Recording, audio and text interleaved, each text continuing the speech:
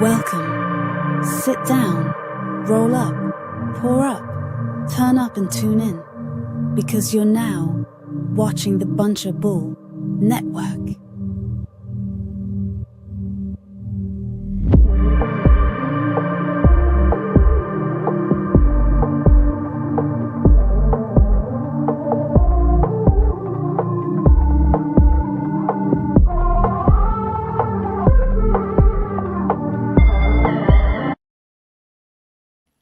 What up, what up, what up? Welcome to the world's dopest podcast, the Marley State of Mind podcast, down here at the Bunch of Bull Studios as per usual. And tonight, I got a special guest with me. I got my man Kaige Lewis to the right of me. How you feeling tonight, bro? I'm feeling good. How about you? Oh, man, I'm lovely, man. I'm glad to be here. Me I'm glad too. you could join me. Yeah, thanks for having me. For sure, man. I like to kick off the podcast by saying how I was introduced to the artist or creative or athlete in this case. And in this particular situation, Jesse hit me up and he said, my homie Kaige is a boxer and he wants to come down and have a conversation with you, talk a little bit about his career and his journey. And I was like, for sure, man, let's get it cracking. Absolutely. And that's how this one came about, man. And I'm curious and excited to hear about your journey and your path, and, you know, in your career in boxing. So for you, like, when did it all start for you? Like, when did it kick off for you, this venture into being a boxer, bro? I started out at 8 or 9 years old. That young? That young. Yeah. Yeah, so I'm little, so I get picked on a lot in school. Yeah. So I went to one of my first boxing matches down at the VFW in town, and ever since then I was like, I'm going to the gym. Yeah. And I haven't stopped. So I've been doing it for 12 years. So the first time you seen a boxing match, you kind of got the bug. Yeah, like I wanted to get in there. Yeah. Yeah, absolutely. And after that, it was like addicting. I had to be in there. Like, what was it addicting about it? Was it the exercise itself? Were you getting like those dopamines from working out, or was it more like the fact that you were getting better at something? You seen yourself competing and getting better. What a part of it was? Did the addiction come from for you? It started out as working out, just clearing my head, the dopamine, and then the adrenaline and stuff like that. Yeah. And then because I trained for like a year or two before my first fight. Sure. Yeah. Well, when I got my toes in that ring and them nerves hit, I was like, yeah, this is for me. God, this is for me. I got to do it. Yeah. Were you scared that first time stepping into the ring?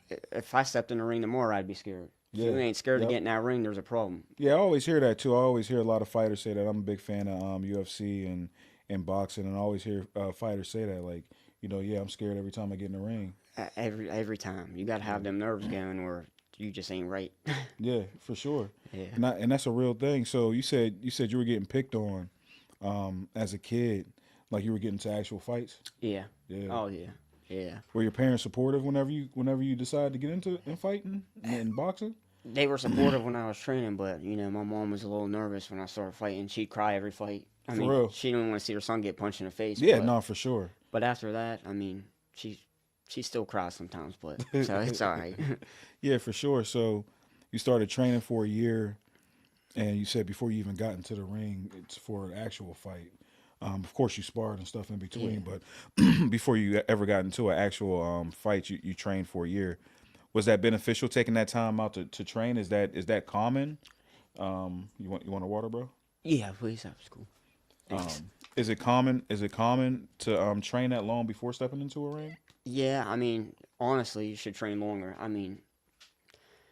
I see people that go to the gym for 2 months and they think they're ready. Yeah. But you're really not ready until you're actually in there fighting 3-minute rounds. Right. Like, it takes a lot of training and everyone's different. I felt like I should have trained longer before my first fight, but I was just too anxious.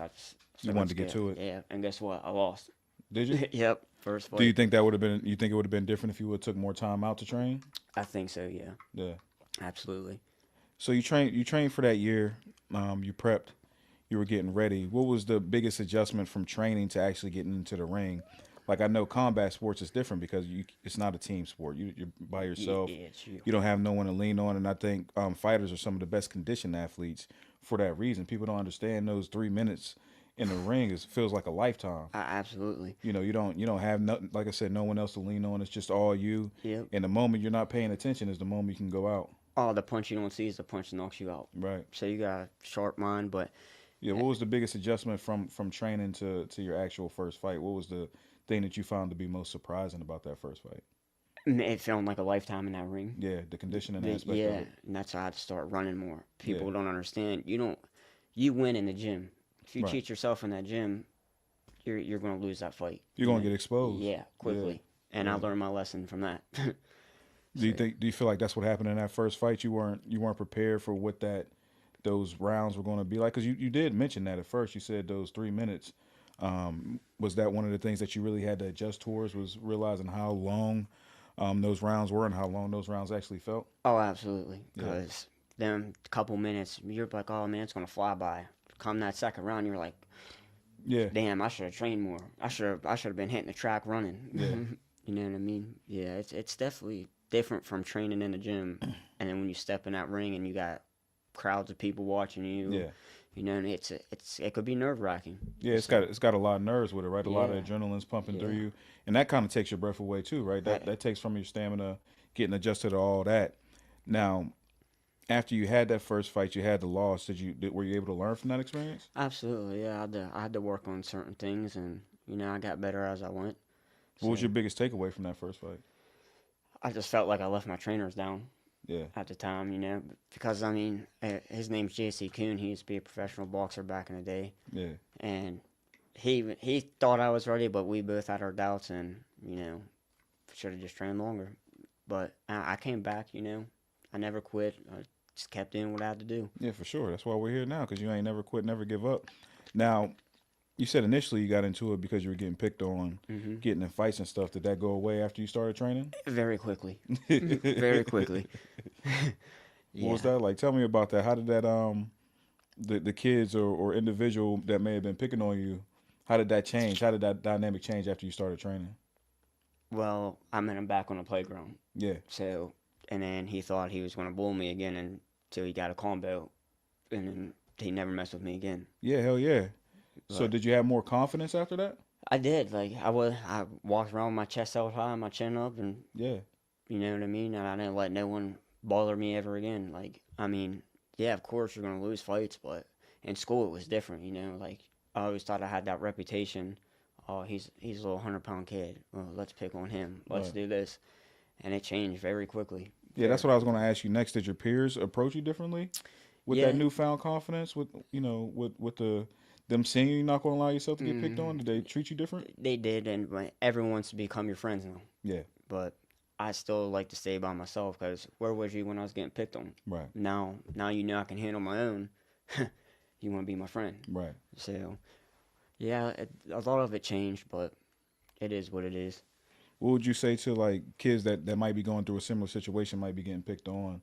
What I mean, they might be watching this podcast and considering doing something like boxing or some type of martial arts for themselves to combat that. What would be your advice to someone watching and going through a similar situation? So my advice is for definitely talk to someone. You know what I mean? Don't hold that in because that'll mess with your head, and people take their lives every day because of that. Yeah, real shit. Gym, definitely. Get exercise. Take your mind off things. And I highly recommend boxing. Like, I really do. And it helps a lot of people.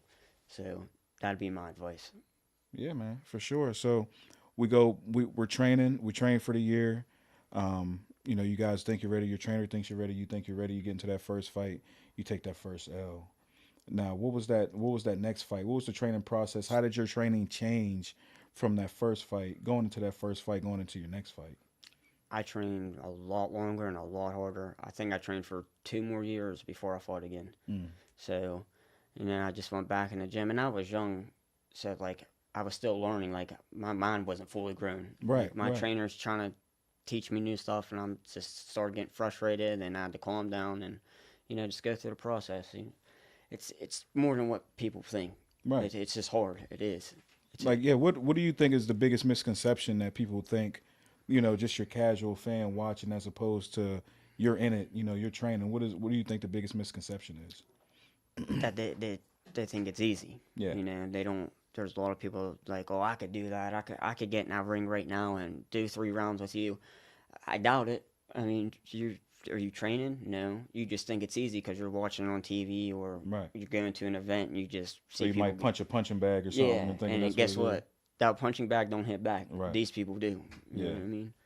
And they're training too, right? Oh They're yeah, working hard. You know what I I, mean? You guys are working hard to get where you're at and to perfect your craft. It's just like anything else that you're doing. You know what I mean? If you're not working, best believe the next person is, absolutely. and they're going to pass you by. So you know what I Oh, mean? That is a big part of anything that you're doing. That's a craft. That's something that you're passionate about. That you're taking serious. Know somebody else is taking it just as serious and they're just as passionate right. about it. So you got to be prepared in those moments and certainly have to take your craft seriously. So you're training harder. You said you're doing more stuff for your stamina this time around. Doing more running. Yeah, I took a break. I'm on a break right now, but the No, next I time, mean at that time. at this time, Yeah, yeah. After that first loss. Oh yeah, I started and running is like the key. If you Yeah. can just run like 3, 4, 5 miles a day, you're good. Or Damn. Every swimming day, 4 or 5 miles.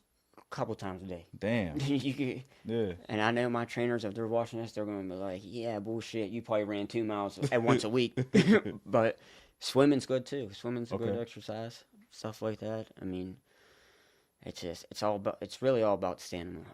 In my perspective, Yeah. that and skill. It's not everyone's made for the sport. Right. I mean, it's not fun getting punched in the face. It's not fun losing in front of your family. Yeah. And then you take L's like my first loss. Like I was like, this is the end of the world. Like I Yeah. don't know if I want to do this anymore.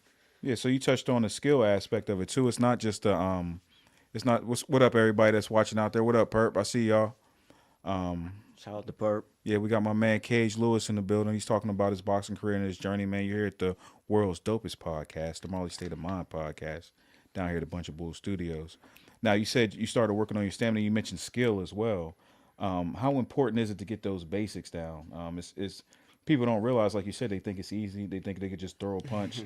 How important is the skill aspect of it? Like a lot of it has to do with experience too, right? You're right. How important is it learning how to throw a proper jab, how to throw a proper cross? How important is that stuff? It's very important, and your most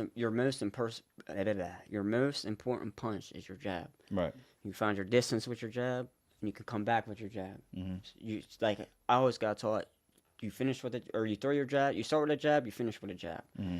Those are like your basics, and your footwork got to be good too. You don't want to be looking like Bambi, Right. crossing your feet. You get caught with a punch when you're turning. There down goes Frazier. Yeah, keeping your hands up, stuff like Yeah. that, right? And that's what you said. People think it's easy, but they don't know how much nuance, how much of the little things matter in boxing. Absolutely. Like you said, footwork. A lot of people take that thing for granted. They don't Yep. understand that your foot placement, it has a lot to do with the power that you're able to release Yep. with your punches and your positioning, right? Yep. So it's always about the nuances and really perfecting the skills of it. Like it's such a art. That's one of the things. That's one of the reasons I'm such a big Absolutely. fan of the sport. My dad was a fighter too, so it's such an art form to it, and it's just the nuanced things that fighters see that your casual fans don't see. Right. That go into it, So you're going into you do your first fight, you get that loss, you take a couple years to train for the next one. What was the result of that? How did that next fight go for you? I won my next fight. Yeah, Just got train harder, and then I processed. I got better from there, and then I started taking L's again. Wasn't sure, but I just stuck with it, man. I mean, you can't win them all. when you say you weren't sure, were you not sure about continuing the box, or you weren't sure? But what weren't you sure about exactly? It's like I just didn't know if it was for me anymore. Like I lose one, and then I come back and win. And I'm like, yeah, and then I lose two more, and I'm like, maybe this ain't for me. Like I'd start getting in my head, I'd start thinking, Yeah, and then I'd start going to the gym, and then I'd go back to the gym. It's just a whole. it was a roller coaster. It's like for you. it's like a mind game. It was up and down for me, and certain points I was like, man, I'm getting punched in the head too much. I'm gonna be punch drunk before I'm 12. Yeah.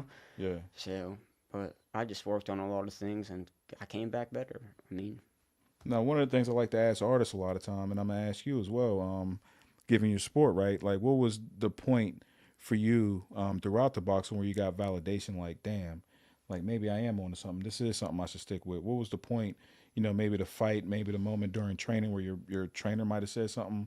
What was the point or the event that took place that caused you to say, yeah, this is for me. I am meant to be a fighter. my trainers most definitely the way they see stuff that I don't see when I'm training, and they know like I wasn't cheating myself in the gym. And when you get the attention, it makes you feel good about yourself. Yeah. You're doing something right. So I was like, okay. And my trainer told me one time, he's like, "Hey, this is in your blood. Like, you're going to be a fighter." And it just stuck with me. And I was like, all right, it's time to train for real. Yeah. Like, it's time to get on the grind. Let's make it happen. And yeah. What changed from that moment? Like you said, it's time to train for real. What was the difference between your training when you weren't as serious to when you got serious? Like, what was the difference in your training and what you did?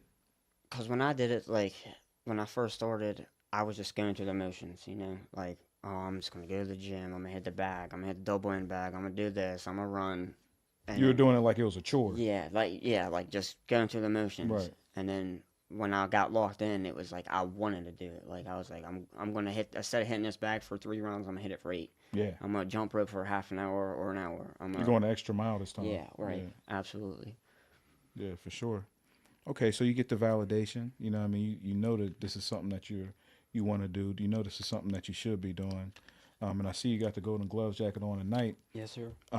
So obviously you were doing it to a point where you got good at it, right? Because they don't just hand them things out. You gotta fight for them things. You got to fight, yeah. So you're going through that, and you see that you are doing it. How did that confidence transfer into the ring? How could you tell that you were locked in? Could you tell you were focused when you started getting into those fights? Yeah, when I started getting into like the bigger fights, like the Golden Gloves and stuff, like I was locked in. Like, I was training super hard. I mean, I got a shout out to my trainer, Ted for sure. Marjona. Yeah. Gold medal boxing, champions are made. That man put a lot of faith in me. You know, never gave up on me. Shout out to Paul Spadafora.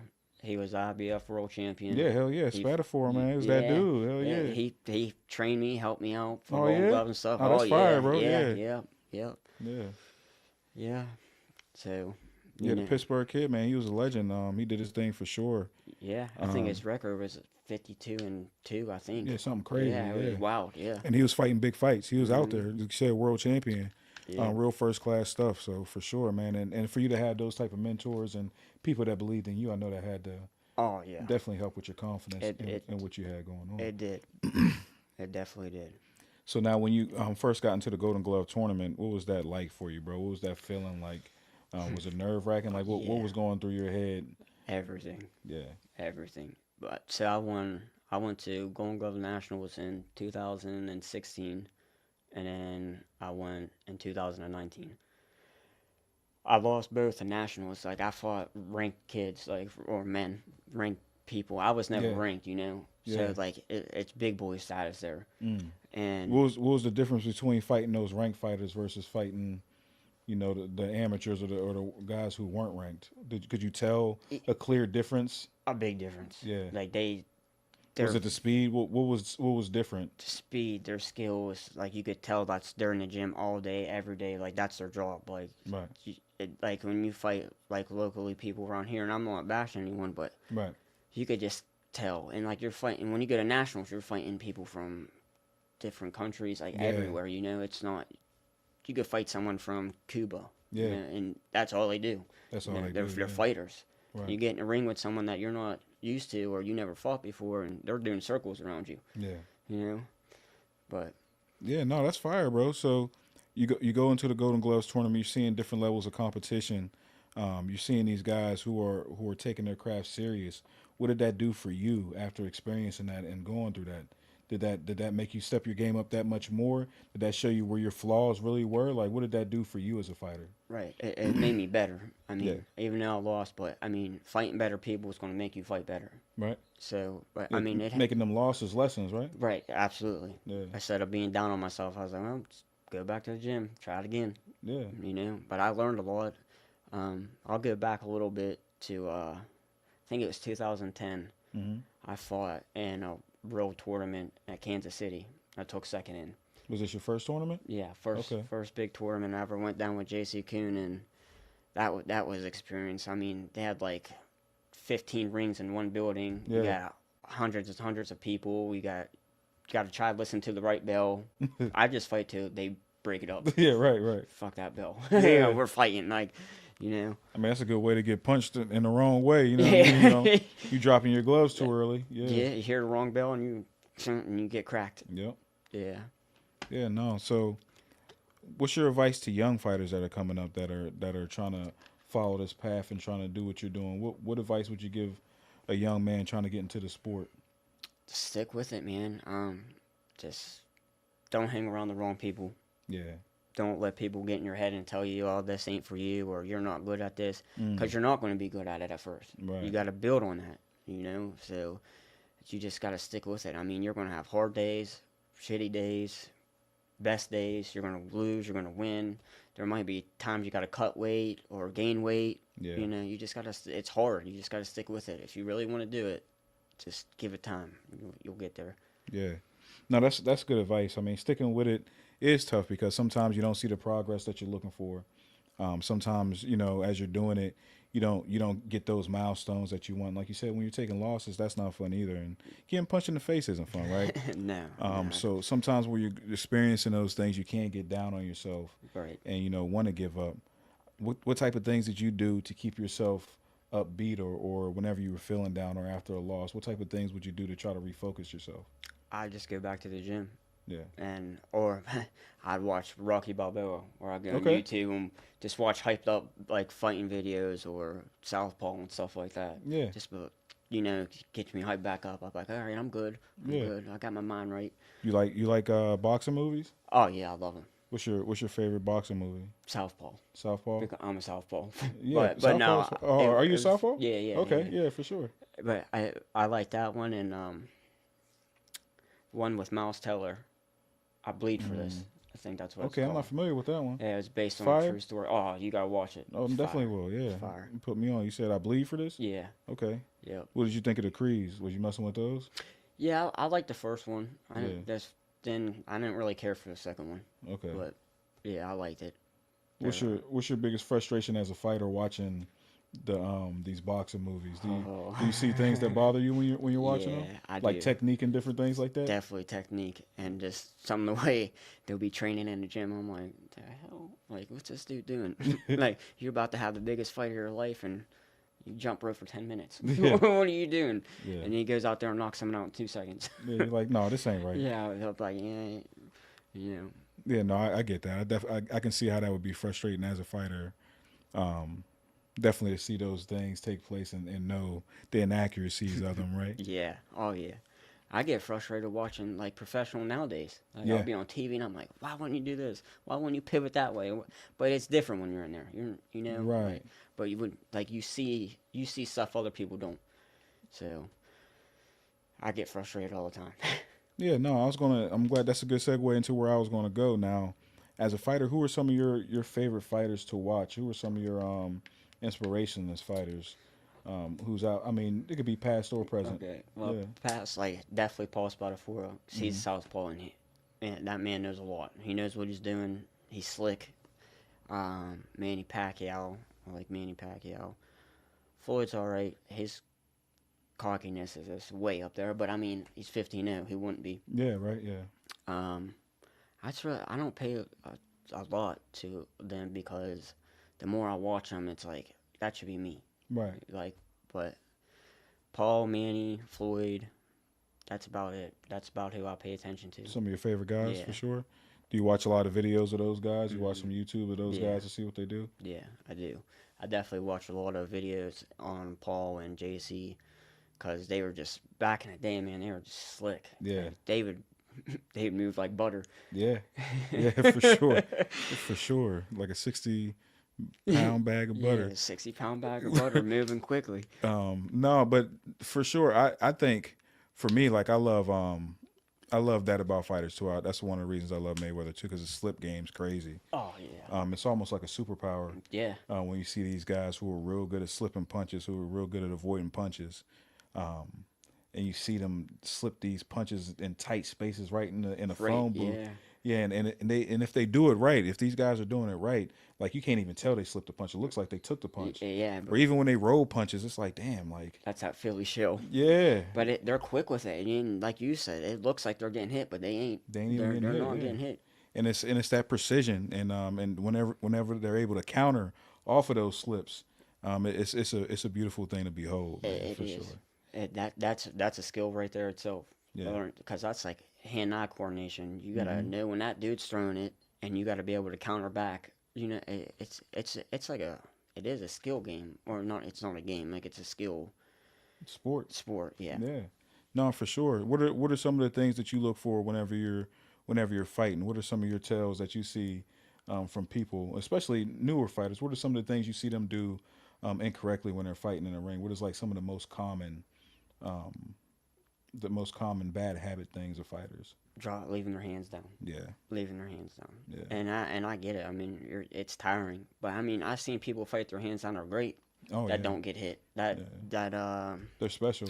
That yeah, Ben Whitaker, yeah, that man's ridiculous. Yeah, that's crazy. Yeah. But yeah, I mean, But even guys like that, man, all it takes is one, and you're done. Yeah, and you got to be a special type of individual to do that. Not everybody can do that, and people see those guys doing it and they think, "Oh, I can do that." No, you can't. Get knocked the hell out, yeah, boy. Your teeth are gonna be laying on the floor. You know what I mean? Yeah.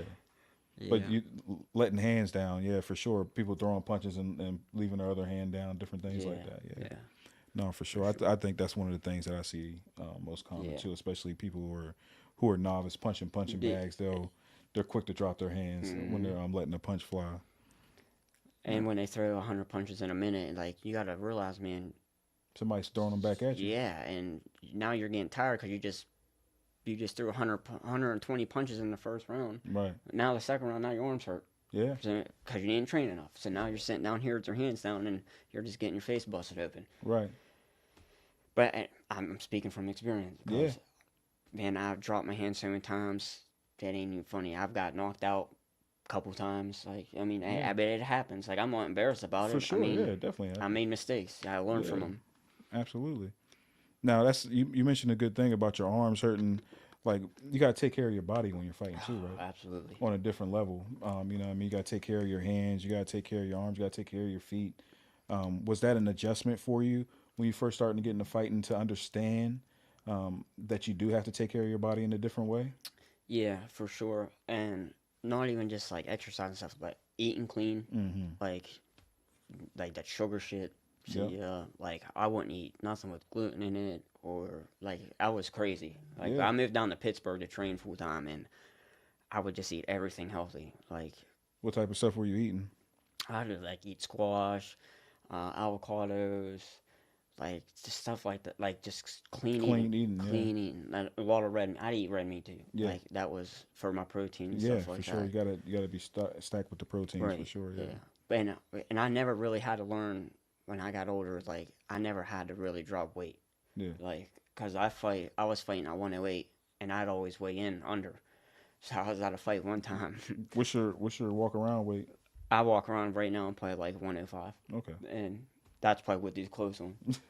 So like you said, you ain't got to make too much of an adjustment. No. Yeah. Like, I'll see kids, like, when I went to nationals, I mean, they're spitting in cups, they're running, and I could be over eating a cheeseburger. Right. But on the scale. Yeah, on the scale. That's how I'm about to tell you this funny story. I get to this fight, and I go to weigh in, and they're like, "You're underweight." And I'm like, "Well, what?" They're like, "You're like 10 pounds under. We can't let you fight." Yeah. So I was running my trainer. I'm like, "What the fuck are we gonna do?" He's like, he starts stuffing my pants with candles and shit, like, to weigh me down. I went back to that scale 5 minutes later, and I weighed in, and that guy looked at me and said, "What'd you eat, a whole Big Mac?" And I was like, "Yep." I said, "Man, I'm full." But I had all this stuff stuffed in my pockets because I wanted to fight. Yeah, for sure. You know? Now, is it tough? Like you said, you walk around a little bit lighter than your actual weight class. Is it tough when you're fighting those guys who are coming down in weight, who might walk around at 115, 120, who are coming down? Yeah, and I learned. Can you tell the difference? Yeah, I can't. Oh, most definitely. I learned that in nationals. You could tell by their body. They'll cut weight, but as soon as they're done weighing in, they're back in that ring full. Right. They're still at 120. They might have cut down to 108 to weigh in. Yeah. They're 120 when they're in that ring. Right. But I mean, can you feel the difference in those fighters, like the power? yeah, I mean, they're most definitely stronger, but I always say speed beats power. Yeah. So as long as you got good footwork and you move around and you keep them spinning. Yeah, and if they're not hitting you, it don't matter how much power they got. Exactly. Yeah.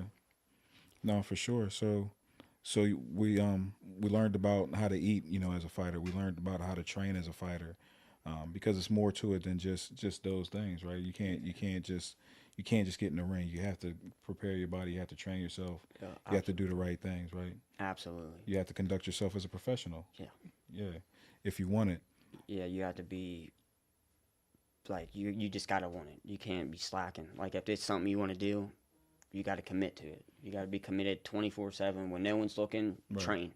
You Right. don't have to have someone watching you to train to look good. Yeah. Train yourself. Go run. Go hit the bag in your basement. Like you know what I mean. People think I'm just gonna go to the gym and I'm gonna train real hard and think my coach is gonna be proud of me, and then not train hard enough and go get your ass beat in a fight. How often do you see that people that get in it with the wrong intentions? Well, I've seen it a lot, but the gym I train at, gold medal boxing, you don't get that there. Either you're gonna Yeah. be serious or they ain't gonna train you. Right. So like down at that gym, they're all them guys down there. A lot of them turn pro, but yeah, they hardly make mistakes down there. Yeah. That's good. I mean, that's what you want. You want a good trainer. You want your trainer to see you doing good, and if I'm feeling as a fighter, I'm feeling my trainer, or vice versa. You know what I mean? So, yeah. For sure, man. So you said the gym you go to, they're turning out pros. They obviously have champions there to teach the process. Now, what's some of the best advice that you got from your trainers at the gym? Oh boy. Always keep moving. Yeah. Just because since you're a southpaw, I remember Paul told me, he's like, move to the right, move to the right, move to the right. One time I was in a fight, I didn't move to the right, got knocked out. So he said, I told you. And I was like, well, it's something I got to work on. Why move to the right? Because when I'm jabbing, I'm going away from their power hand. Okay. If I'm fighting a right-hander. So Yeah. I want to stay away from that side. So if I'm spinning him, I keep spinning him. He can't gain his power. Right. Yeah. So, but when I stepped this way, it was already, he knew it was coming. Yeah. So, but like you always want to turn, you want to have angles, you don't want to just stand straight in front of them. It's You not don't a want a brawl. straight line, yeah. You ain't in a street fight. Right. You want to outsmart them. You know what I mean? You want to keep moving. You want to use your head, like use the skills that you learn in the gym. Turn them, like pivot them, duck them. Yeah. Stuff like that. That's a good point you bring up, right? It's not a street fight. What do you think the skill gap is, right, between someone who's a good street fighter versus like a decent amateur? What do you think the skill gap, like if I know somebody who's like a badass street fighter and like the dude in the gym who's like average, who do you think wins in that street fight? I'm taking that amateur 110%. And I'm not saying that, like, yeah, you could be a crazy street fighter, Right. but they ain't training. Right. They ain't running. They ain't getting ready. Like, hey, I'm about to fight this dude next month on the street. I'm gonna start running and training. Right. No, you just see him on the street and you swabble up. Yeah. And usually that's like 30 seconds or a minute. Get in the ring and do 3-minute rounds with an amateur. I'm putting my money on an amateur. I think Joe Rogan said something funny once. He was talking about like getting in fights with people like in the street. He said most people just want to punch somebody. They don't want to fight, right? Like most people are mad. They just want to punch somebody. He's like, and usually he just, he said he just gives them a good hold to the head, to the back of the head, and they're like, oh yeah, no, I don't want any parts of this. Yeah, I'm done with that. Right. Yeah, quickly. So that's the thing about a street fight too, right? Is most people just want to punch somebody. They don't want to get into a real fight. Nope. So if once they see you dodge a punch or slip a punch, they're probably like, oh yeah. Yeah, this ain't for me. I'm rethinking it. Yeah, like, I oh, did that. This ain't the fight I want to be in. Yeah, I had people try to street fight me. I'm like, man, just come to the gym. We don't gotta do this. I'm right here. Just come to the gym. Right. Throw some gloves on. And no one came to the gym. Yeah. They just want to catch me on the street. But I mean, it's your teeth, buddy, not mine. Right. But I mean, I could still get caught, Oh, for sure. And there ain't nothing fair in a street fight. Exactly. That's the scary part. That's the difference. Yeah. People need to be putting down them guns, and if they're gonna fight, go to the gym. Go to your local gym. Yeah. Put the that's a good gloves on. message, bro. Be squared out. Fight, squabble, dap up, and leave. Yeah. Like you don't need to be out on the street doing that crazy shit. No, that's real shit, bro. You bring up a good point. Like a lot of people want to pick up guns when they get mad and make a decision that you can never come back from. You know what I mean? Like a lot of things are done just out of anger, and it's not even any real emotion or anything behind it. It's just pure anger. And like you said, you can go ahead and get in the gym one time and fight it out, and you might feel completely better. You might go ahead and fuck with dude afterwards. That's what I'm saying. You know what I Or mean? shit, you might join a gym. You might want to start boxing. Right. Yeah. No, for sure. So you said you got into boxing to gain confidence. You were getting bullied as a child. You wanted to change the course of that, and you started really falling in love with the sport itself. Now today, Do you feel like you're that kid that you were back then would be happy with the man that you turned into? Absolutely. Yeah. I feel so. Yeah. Definitely. It was rough for a little bit, but I'm confident. Like my younger self would be happy with me right now, Yeah. if that makes sense. Yeah. Hell Yeah. yeah, bro. Yeah, that's exactly what I was trying to Okay. get to, man. Yeah, because and a lot of times it's funny. I was talking to one of my friends about this. It might have been you, Jesse. No, I was talking to one of my friends about this. A lot of times we are just, that child, right? Even today, we still are just that child Yeah. with a grown up mask on, trying to pretend to be grown up, right? Straight up. So we have a lot of healing to do from childhood sometimes because we are still that child, and we carry a lot of those things with us. I mean, you found a healthy way to heal and to combat those things that did bother you as a child, right? Absolutely. For sure. How about now? So I know we did that. We got into those fights. We learned now. Where are you at now in your career? I took a break, man. Yeah. I started getting surgeries, Mm, surgery after surgery. I broke my foot, and I had a heart surgery. damn. That's when I was like I'm 28, and usually by now you should be pro. Yeah. Like everyone at the gym that I fought with at the gym, like my trainer son Teddy and Jerome Baxter and Tika Hemingway, like they're all pro by now, and they're hell fighters. And Yeah. I'm like, damn, like just had to be me to have to break my leg, or this had to happen to me because I should be in that ring right now. But I still got a couple years, I think. I Yeah, just for need to sure. get back in my mindset, focus, and just get back in the gym. Really, Damn, that's a lot, bro. You said you had those multiple injuries and heart surgery. I mean, that's a tough one in general in any situation. If you're yeah, just walking around doing nothing and have a regular 9 to 5 where you're at a job, I mean, at a desk, that's a tough thing to recover from.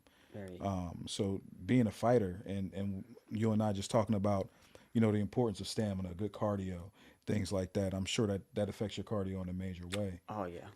Um, with that being the case, are you hesitant to get back in the ring with that, or are you? It doesn't sound like you are. I'm not like I have a bore in my chest, and I've already fought with it, Yeah, and it hurts very bad when you get punched in it. sure. So, I mean, like sometimes I'm like, maybe it's my time to just let it go. But then I'm like, nah, I just lied to myself. I'm getting back in there Yeah, because I mean, it does affect me. Like no matter what I do, ever since that happened, I feel like I can't get in shape. yeah, Like if my heart's like doing 300 mph, I'm like, I'm gonna have a heart attack in this ring. yeah, But I'd rather die in that ring. I would.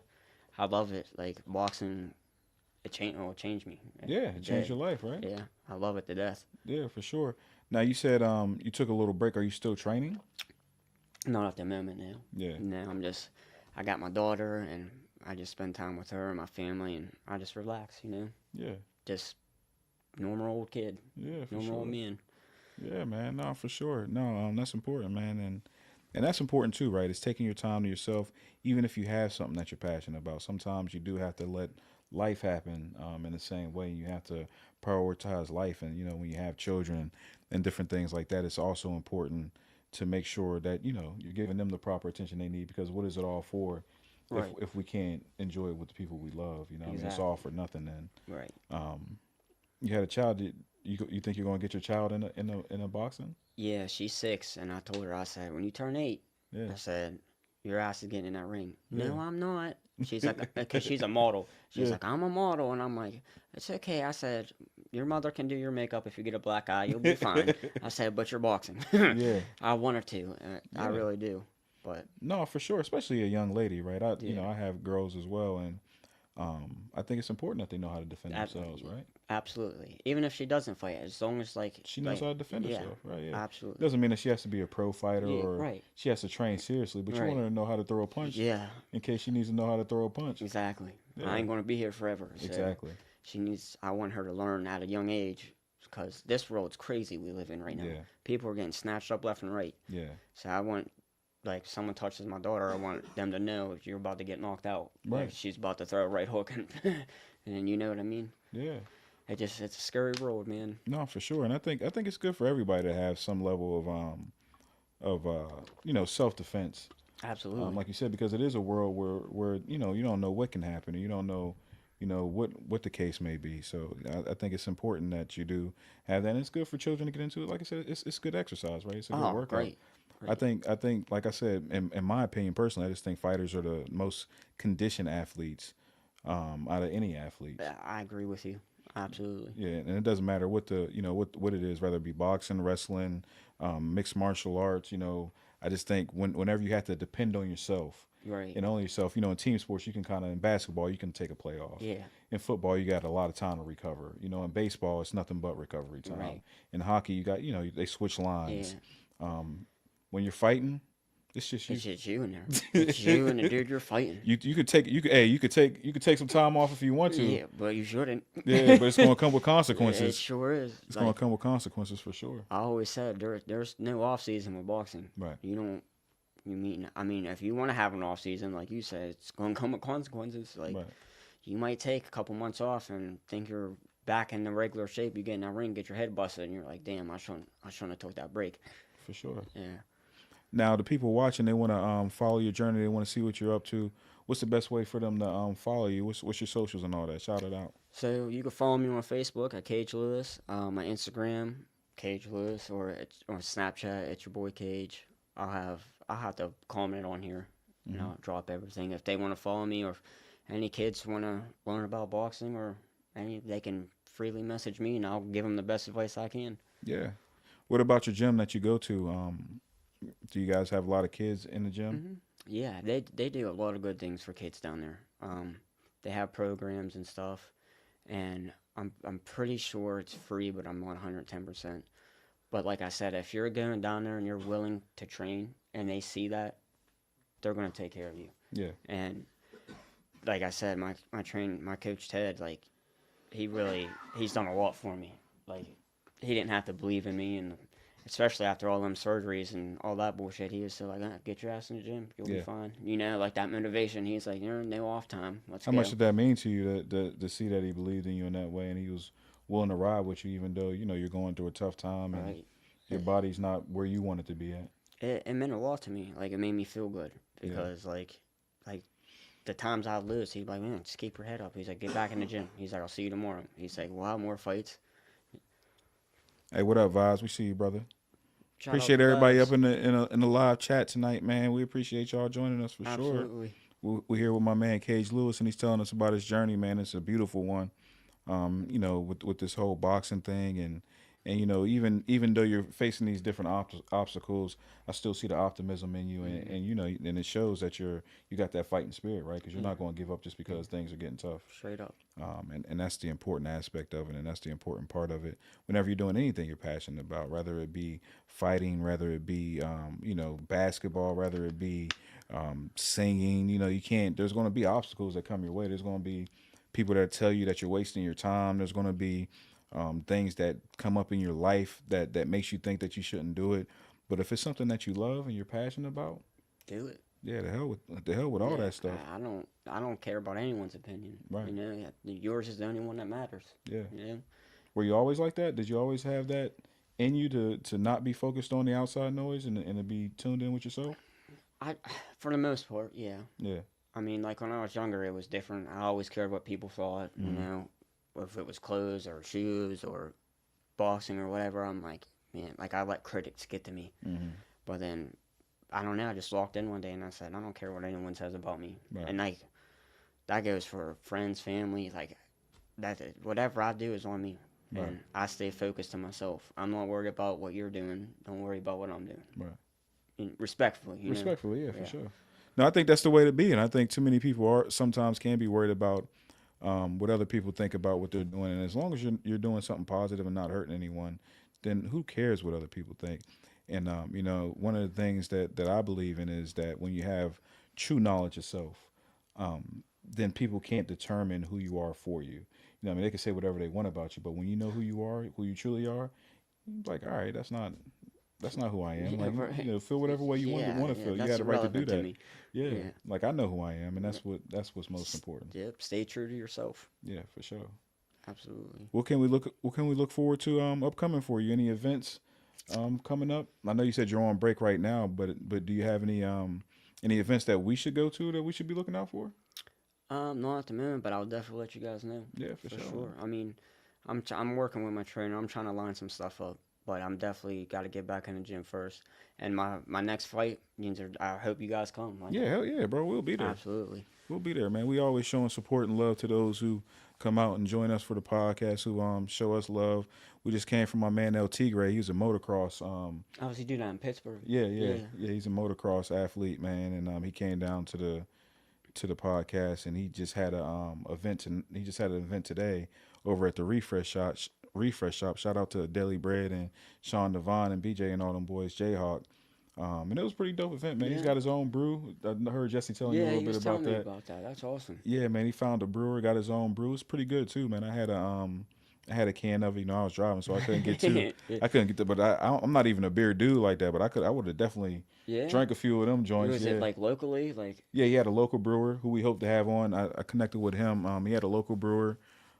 Worked with him, and he told him, what type of brews he liked, and they fused something together, Yeah. and they made it from scratch, man, with the hops and all that. hell yeah. Yeah, so Yeah. it was a dope thing, man. But yeah, I say that to say we'll definitely support anything you got going on, man. We'd love to see it and be a part of it. You know what I mean? Yeah. I see you, Vibes. I can't tell exactly what it is because I don't have my glasses. Yeah, I can't see that far. I've been punched many times. But yeah, for sure, man. So we'll love to see that, be a part of that. And if you want to come back on here and promote it, you know what I mean, you Absolutely. always got a place here at the Yeah. Molly State of Mind I podcast. appreciate that. Man, it was great talking to you, and Yeah. I enjoyed it, bro. Like So did I. I appreciate you. yeah, Appreciate man. you guys having me, man. Yeah, no, man. And this is what this platform's for, so we can, like I said, any artist or creative that may be watching, feel free to get a hold of us, man. We'd love to have you tell your story, and I think it's important that people hear it. You might help some young man out who might be out there getting bullied. I hope so. You know what I mean? They don't know what to do with it. They're fighting with it. Like you said, a lot of people, you know what I mean? Yeah. Unfortunately, they lose their lives Yeah. because they don't know how to deal with those things in a positive way. And it's terrible, man. It is. I mean, if you find me on social media, you can message me, talk to me if you're going through something. That goes for anyone. Yeah. Grown men, kids. If I can help someone, I'm helping them because Yeah, I know what it's like to lose people, and depression's one hell of a thing. it really is. Yeah, man. If little kids, if y'all getting bullied, we're gonna send Kaige out to punch your bully in the face. Yeah. It's going to be a next bully beatdown. For sure. No, but for sure, man. Thank you for coming out. Absolutely. I appreciate you. Thanks for having me. Yeah, man. It's the Marley State of Mind podcast, the world's dopest podcast down here at the Bunch of Bull Studio. And we're here every Saturday at 8 o'clock. We got the Stash Spot next week. We're doing a Stash Spot review next week on Friday. We also have Vision Talks on Friday at 2. So make sure y'all tune in for all that. We'll have another special guest next week for y'all here at the Marley State of Mind podcast. But until then, we out of here.